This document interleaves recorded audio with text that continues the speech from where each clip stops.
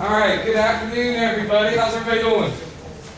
Good. I see familiar faces from last class, and guess what? I gotta go kind of do the same, almost the same thing. Today is Get to Know Me Day, get to know the course. I will let you know that this course is one of my developing courses. I took it over from Andrew, and he does the screencasting. You need to see me? Later. All right.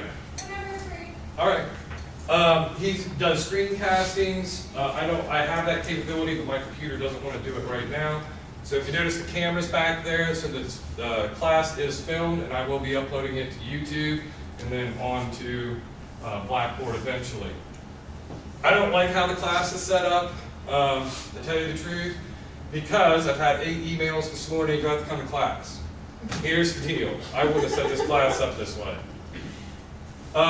It's already on the schedule as a hybrid. They put their blurb in. That's not how I would have put the blurb in. Here's the deal though. I will honor it, but you have to be here. Camera, you listening out there, students? You have to be here for your midterm exam in the classroom. All right? And you have to be here for your finals in the classroom. How I take attendance will be, if you're in class, I'll take attendance. If it shows activity and that you have completed assignments in the last week, that's part of attendance. It only becomes an issue when I have to report attendance to the administration, all to do with your financial aid, right? So there's the short and skinny of that little part of it. It just isn't normal for me to have a class set up like this, where you don't have to attend and stuff, because usually, even if it's a hybrid class of mine, I have you attend. If there's, I give so many absences, we all have families and sicknesses and all that, and I'll work with you. But like I said this morning, at 8 o'clock this morning it started, and I had 13-some emails about the class today. I'm sorry, I just don't want to be inundated with those kind of emails. I have 6 classes, students are always contacting me, but if you're not going to be at this class, don't email me and tell me. It's your choice. It's set up that way. There's nothing I do to change it, so I will honor it. However, you need to keep up with the coursework. You need to read the chapters. You need to take, there's 37 students in here. This course should have been split into 2 classes with 1 professor, about 20 students, 1 professor, all right? That didn't happen either. In the future, it will, all right? Or should, if I have anything to say about it. It's too many students, all right? If I teach 6 courses and I have 25 students per course, which is about average, and it's about what I teach, 6 courses, 20, it becomes too much to grade your assignments. I can't go through your assignments and grade them and give you feedback. Therefore, this isn't how I like to do it, but there's only 3 assignments in this class, and we'll go over the syllabus a little bit better here in a minute. But there's only really 3 assignments besides your weekly quizzes per chapter, all right? So you have weekly quizzes per chapter. There's a couple of chapters we've combined in here for the sake of brevity. The textbook has 18 chapters. We have, 15 weeks? So there's a couple chapters that have been combined, and you'll notice that. I've also, I believe, taken out death investigations as one of your chapters. We teach a whole semester course on that, so I don't even cover that. There might have been one other. I'll have to look at the syllabus when we go through it. So this class is a little different for me, so I seem a little stressed in this class. CJ 123, which I've been teaching that over and over. I have a method to my madness. Everything's laid out. It's ready to go. I could open it all up and the students, I could never come back. And as long as they followed it at Blackboard, they would probably be okay. This class, I'm going to be constantly worried about, so it's a little stressful for me. You won't notice that because it's all in the background. You'll still have the same experience. It's just because I'm building this course. This was Andrew's, we're switching over to me. I have to build a course in the Blackboard. It takes a lot more work than you can imagine. I spent the whole weekend working on this course, and it's still not where I want it to be. The syllabus we go over today is kind of bare. I will update the syllabus probably by next Tuesday when we come to class. I need to go up to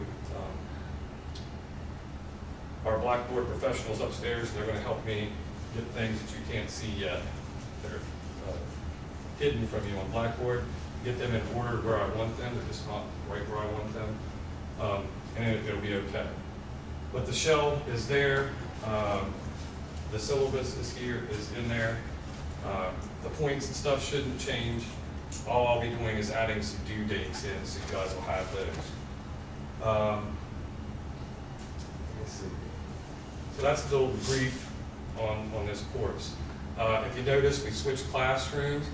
There was not a cap put on this class. Normally, when you guys register, it's 25, and then it starts bumping, the class is full. There was no cap on this that I'm aware of, and it's way too many students in one course, so I won't let that happen again. The next time when I teach it, there'll be a cap of 25. We'll open up another section of it, is what would happen. And if we have that, means this should be 2 classes, right? That's just some background on my part. Probably didn't need to know all that, but it gives you a little understanding. And that's why we do classrooms. There's not enough seats. I counted them earlier today. Over there, if everybody shows up, like I said, there's 37 students registered for this course. I think there's 25 or 26 seats over there. 6 times 5 is 35. There's 2 seats shy, 3 seats shy, because one only had 5 over there, if I remember right. All right. There's some new faces in here. Boy, do I hate to do this to you people that already been through this. But I'll quickly go over it this time. There's some students in here that was in my last class, and they got to see this. I get to brag about myself, right? Oh! Right? Master of Science, this is me. This is me. This is I. Master of Science in Criminal Justice, I got that at University of Cincinnati. My concentration was in policing. My master's demonstration project in policing strategies was entitled The Application of Community Policing Strategies to Police Organizational Structure. It all has all to do with community policing versus the command and control, military command and control structure that's in place. Under the faculty guidance of Associate Professor of School of Criminal Justice, Robin S. Engel, PhD at the University of Cincinnati. She is an expert in corrections, if you Google her name. By the way, I'll put a little plug in, since Andrew is a Marshall person and I'm at the University of Cincinnati. Guess whose program's rated higher in the nation? Their criminal justice program. So when you go take Andrew's class, you'll be like, Professor Ward, he said, his program is... And then Andrew goes, right? So get him going on that one. We have some fun with that one. Marshall has a really good program. I just tease a little bit about that. However, some of our graduates here that have bachelor's degrees and go on to graduate school, I think I'm ahead. I think we have 1 or 2 at Marshall, and I think we have 2 or 3 at University of Cincinnati getting their master's degree. Yay. Right. Bachelor of Science, Criminal Justice, Ohio University, Athens, Ohio. Told this dumb joke, nobody really liked it, but anyway, I'll say it again. I've always been a cat of some sort. I like dogs. You'll see here later, I've trained horses and dogs. Well, horses you'll see in there. Like animals, never been a cat person, slightly allergic to them, but as far as my education, I've either been a bobcat or a bear cat. And see in here? I've never seen a bear cat before. But anyway, right? He showed me a picture. I don't think that was really a bear cat. I think that was a coon that somebody like put an air compressor to and blew it up. Right? I'm not sure. I've seen pictures of like some kind of Tasmanian devil in Mexico too, whatever the Chumbayo or what. I don't think that's real either. Right? I'd have to see it first. Associate of Applied Science and Law Enforcement from Jefferson Technical College, Steubenville, Ohio, 1991. This is where I got my police academy, and I want you to note it's Jefferson Technical College, it's a community college. So I started out just like you folks here. I started out in a community college and got my associate's degree and my police academy. That's why I was there. All right? They offered the associate's degree at the same time, and I went for it. And then I went on and got my bachelor's and then my master's. My professional experience, let's see if this thing will work. Of course, here at West Virginia, I worked at Shawnee State. Let's see if it'll put it. I worked, what's that? Questions? Yeah, I'm pretty boring. And you've already heard this spiel before. Worked at Shawnee State University while I was getting my master's degree with the Educational Opportunity Center. I'm really into helping people that are illiterate, and you wouldn't believe how many people there are in your community that are illiterate, and it's very sad. Some of them are adults, and some of them are children and young adults. So I work really hard to help illiterate people get literate, because there's no advantage to being illiterate. In fact, it holds you back from getting jobs. If you can't read, you can't fill out the application to a job anywhere, right?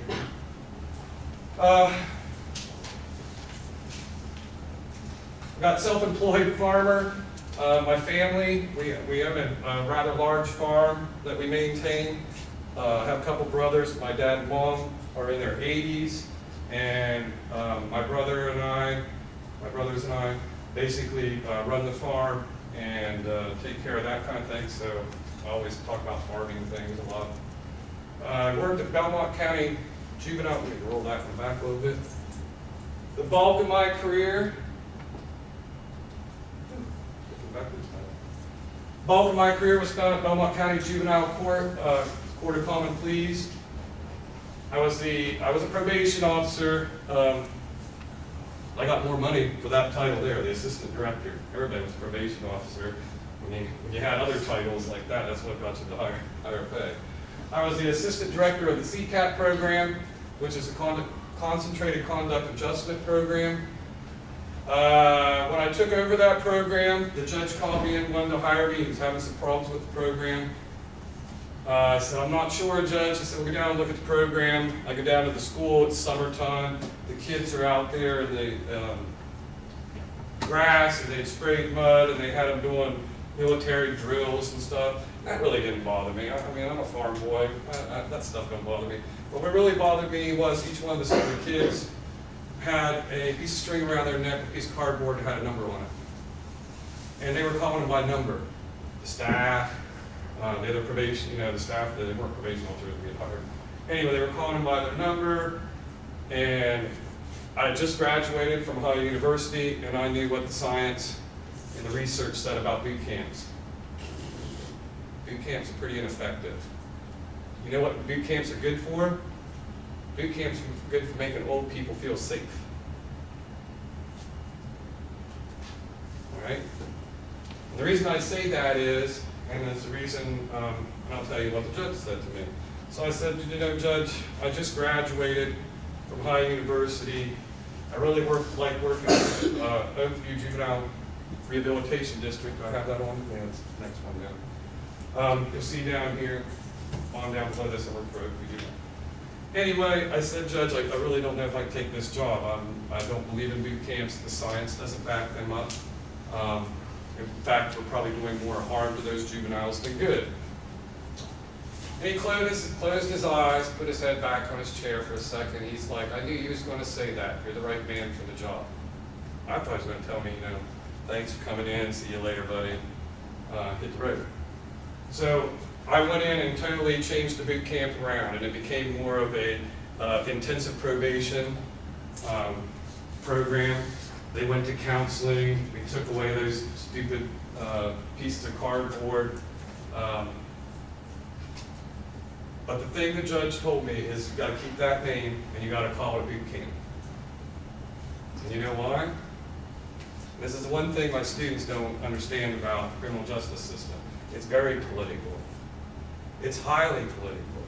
In fact, the only reason criminal justice exists is because of politics. Because of the government. If it wasn't for the government, there wouldn't be any police. In fact, when we were founded, we had night watchmen and such. There was no real organized police forces, right?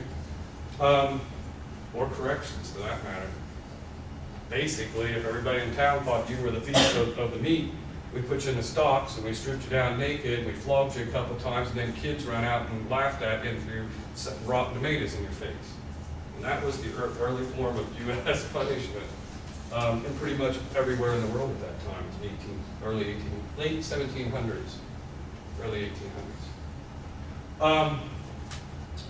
So anyway, I changed the boot camp around, and we did a much better job. But the whole point of it I wanted to tell you was, that the judge is political and he wanted the right thing done by the kids, but he still had to get elected, and he still needed people that were in their 60s out there that voted for him to think that he was doing a good job of being tough on them little stuff. Right? Now, isn't that crazy? You have to play a game to keep your job as a judge. And he's playing the right game. He was a good man. I wept when he cried. He was like my grandfather. He took me under his wing. You couldn't have met a better man. When he brought them juveniles into court, he was like he did a more remarkable job. He understood what I was saying. That, this boot camp and calling him, but he had hired somebody that supposedly knew what they were doing with boot camps, and they didn't. But anyway, took that over. Not only was I a probation officer to about 50-some juvenile boys and girls, but I was an intensive probation officer. I was out at nights. We took people, I call it Sargatrams. You can tell that line. Sargas is the name of the detention center, Sargas Juvenile Detention Center in Belmont County. It operates for 3 different counties, 3 different judges. Anyway, we were very active. Now, a lot of juvenile probation officers work 9 to 5, even at our court. They didn't come out after 5 o'clock, right? But we did in the CTAP program. I'm really proud of this program, and it's really where I cut my teeth in corrections. In understanding how corrections work. It's also, I did cut my teeth a lot. I did a lot of investigations that were atypical, which was kind of cool, while I was at juvenile court. I was one of the only probation officers at juvenile court that ever had a search warrant issued to him, and I did a search of a house. Of course, I was standing outside when they answered the door. I could smell pot, so I just called and got the search warrant, busted bomb, and a little tray of drugs and stuff. And basically, I held that, didn't charge her, and if she didn't start coming to the counseling sessions and bringing her kid to the counseling sessions, I was going to charge her.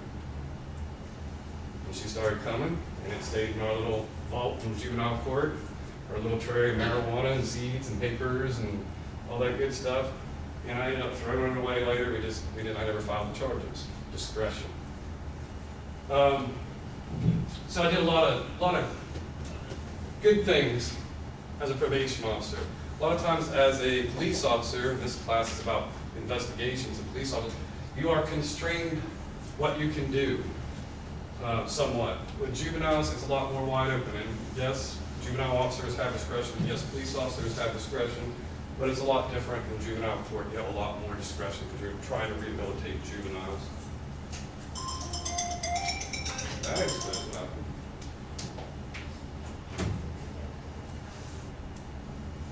I worked at Belmont County Sheriff's Office. This is where I was talking about the animals. Performed all aspects, traffic control, misdemeanor, felony investigations, that pertains to this class. I love doing my investigations. Investigations are so interesting because you go into them and you never know where it's going to lead. And you have to go into it with an open mind, because if you start the investigation, I think this person did it, every damn time it's not that person, right? And I spent a lot of time trying to figure out how you did that when it was her over there and I didn't, So, Belmont County Sheriff's Office, Mounted Deputies Association, was in charge of our mounted unit. Took my horse and I went all over the state of Ohio and pretty much all over the East Coast. Loved working with the horse. One of the best partners I ever had in law enforcement. Joke there.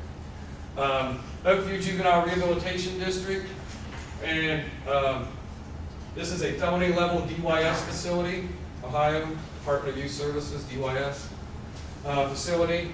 Supervise and monitor all activities, including behavior, safety, and security issues, maintain all proper documentation. We work with felony level offenders, and it was a staff secure facility, meaning the doors didn't lock. If the juvenile, and they're felons, right? And they're locked up felons. If they left, we picked up a thing called the sheriff's office, and they got picked up. And we was kind of out in the country, so they didn't get very far. And it's an 9-county facility, so most of our juveniles weren't even from our county, so when they walked off the property, they were clueless to where they were at, right? And so they walked the road. because they knew the road in and stuff. So it wasn't hard for the deputy to go down the road, turn his lights off, turn everything off, just sit there, and you catch them walking up the road. Here they come. Because they're scared to get in the woods, right? Right? Most of them are from town, so that's scary. Never been in the dark. Not street. I work for Muskingum Watershed Conservancy District. I was a seasonal ranger there. I would still be at that job if it wasn't seasonal and they paid more. I did do, was sent to Ohio Department of Natural Resources watercraft training. So I am a certified watercraft officer for Ohio, or was. Pulled 2 dead bodies out of Seneca Lake. I don't know if you guys are familiar with Seneca Lake up there by Caldwell. Didn't think that's my area too. Pulled 2 dead bodies out of the lake there. That's a whole different lecture. We'll just keep on going with that one. Move on. Worked for the Barnesville Police Department, and if you look at that, it's June 1991. I was, tell my age here, I was 20 years old then. I was sworn in as a police officer at 20. Boy, did I catch a lot of slack the first bar fight I went to in town. And then after that, it wasn't very long. I was over 21, but I did have to go to the bar and arrest my brother. Well, actually, the chief and the lieutenant arrested him. I was there to help put him on his belly and help him up. But when I went to tell my mom, she said, "Did you arrest him?" I was like, "Technically, no, because I didn't sign the charges." But if she wanted to know, was I there and help mash his, shoulder into the ground while he's trying to bite and thrash drunk like an idiot? Yes. Right. Yeah, he's forgiven me. I don't know if my mom has. He's like, "I was drunk. Oh, maybe you should have hit me more or something, right?" He's big. He's big boy. I'm the run of the family. My mom, not so much.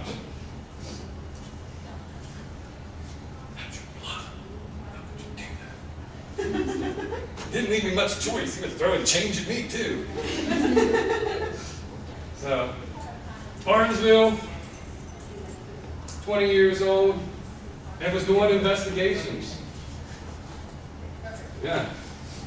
I'll never forget the first bar fight I went to at 20, and I was shaking afterwards. I got back in the car, and the lieutenant was shaking so bad, I was like, "I don't think I'm meant to be a cop." He's like, "Why?" I'm like, "Look at my hand, I'm shaking." He's like, "That's adrenaline, you'll get used to that." I did. But I took that as I was scared. After I got cleared the bar fight, I'm back in the car, I couldn't quit shaking. I couldn't run around the high school track for a couple miles. I was so pumped up. These are just things I've taken since I've been here at WVUP. Lately, you take that so I can drive these students around. Blood stain pattern analysis. I've been to APADA and taken that course. Pretty hard course. It took me a whole week up there at the academy, and I did that in 2013, and I'm still teaching that today, and I go to professional seminars to keep updated. If you wanted your science class, CJ 388, blood stain pattern analysis counts as one of your science classes. Keep that in mind. You're still going to have to take chemistry or one of those other ones that everybody hates to take. You see other stuff there. What I'm going to bring up to you, as I was a member of the High Gang Investigators Conference or Association to the Attorney General's office, and I was a member of the Midwest Gang Investigators Association. I've had people see me out on Route 50 between here and, Mountainwood Park? Is that Route 50? Am I saying the right one? Yeah. All right. You'll see me sometimes underneath the underpasses there with my camera out taking pictures of hillbilly graffiti is what I call it. Right? I say that, like I said, I don't know if I told you, but I was born in Wheeling, West Virginia. So on my passport, it says I'm a West Virginian. So every time I leave the United States, and they always, when I show my passport, "Oh, you're from West Virginia. Can you sing Country Roads?" So I sing Country Roads too. They give me free food and such. So I always run with it. And then they always ask me, "What's the difference between a hillbilly and a redneck?" And I had to scratch my head on that. I'm like, I'm not really like that. So I have to think about that for a minute. The gang investigators tied right into when I worked at juvenile court. And like I said, you will see me taking pictures sometimes of crazy graffiti and stuff, train cars out in the middle of nowhere. I like to take pictures and record that kind of stuff. It keeps my mind sharp. Because what you're doing is you are figuring out what they mean by their tags, and there's a code to it. So you might read it and look at it, and this looks like a funky picture or cartoon character, and some slashes here and there, and you're like, oh, what's, but it really, some of them slashes and that particular cartoon character, blah, blah, blah, they have a meaning to them. Not always, but a lot of times. Take basic Marine Patrol training program, that was my Division of Watercraft. My peace officer training was at Jefferson Tech. Started out just like you did. Boy, did the heat kick on, or is it me? Hazardous material awareness, I think it was in the references.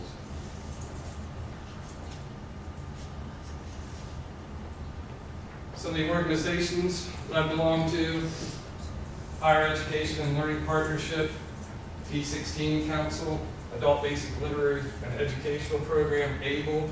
You can see, while I might be a law enforcement, policing, criminal justice kind of person, look where the organizations that I tried to become a part of. The higher education one, I went to schools and talked to high school students about the importance of getting a college degree and going that process. And some of them in Appalachia, where I'm from, needed inspiration to go to college. None of their parents went to college. They need some inspiration. So I would go and do motivational speeches all over Monroe, Belmont, Noble counties, and trying to get high school students to think about going to college, think about what you want to do with your life, what are your areas that you're good at, and moving your life forward that way. Adult Basic Literacy and Education Program. Wow, you'd be surprised how many people in your community are illiterate, and a lot of times they're adults. It's one of the hardest things to see somebody struggle that can't read throughout their life. I've realized that. I've seen a lot of felony level offenders that can't read, and by the time they were ready to change their life around, their non-reading was such a hindrance to them that it made their life so much rougher to get a job. It's hard if you're a felon. It's getting warmer and warmer in here. It's hard in this life to get a job, period. Add on that you're an ex-felon. I'll get $900 for. Is there a heater? Yeah. Can anybody else feel that, or is it just me? Or do you feel that bad? So reading is a big thing with me. I won't get too far into that. But in Captina Conservancy, what I wanted you to notice though, this is 231, so it's not like 123, my intro to corrections, but you should be all freshman, sophomore. Because I teach 460, the capstone course. How many of you, this is old hat for some of you, how many of you plan on getting your bachelor's degree here? All right, great. You need to be able to fill in a resume like this. All right? And you will. I know, I see you raise your eyebrows. Well, yeah, I have all that education up there and that experience. That took me a while to get those. Right? Starting to be an old fart. Took time. See by the dates. What I want to press on you is this down in here, the memberships and stuff. And this is a vitae, not a resume, which is a little bit different for college professors. Anyway, you are going to take 290 or 291 internship. All right, you're going to intern someplace. I suggest that you take that internship very, very seriously. All right. If you want to, he wants to become a police officer at Parkersburg. I'm just making it up.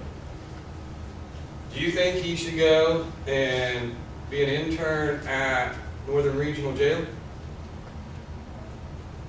That might be where he ends up, because Parkersburg says, no, we won't know. But his first thing is to try to get in there at Parkersburg. And he's going to develop a relationship with 1 or 2 or 3 people or more there, but more. We call that networking. And he's going to do his internship there. Well, do you think he should go in flip-flops and have, like, a big old Rolling Stones lips and tongue hanging out on his shirt when he goes? Do you think that's going to impress them at Parkersburg PD? Maybe. Maybe. Doubtful. Camera's on. Doubtful. Very doubtful. What did you say, sir? Probably impressed at how dumb you are just to show up like that. Yep. So then you come back 2 years later and you want to do your capstone. Now we don't have time because I'm really busy.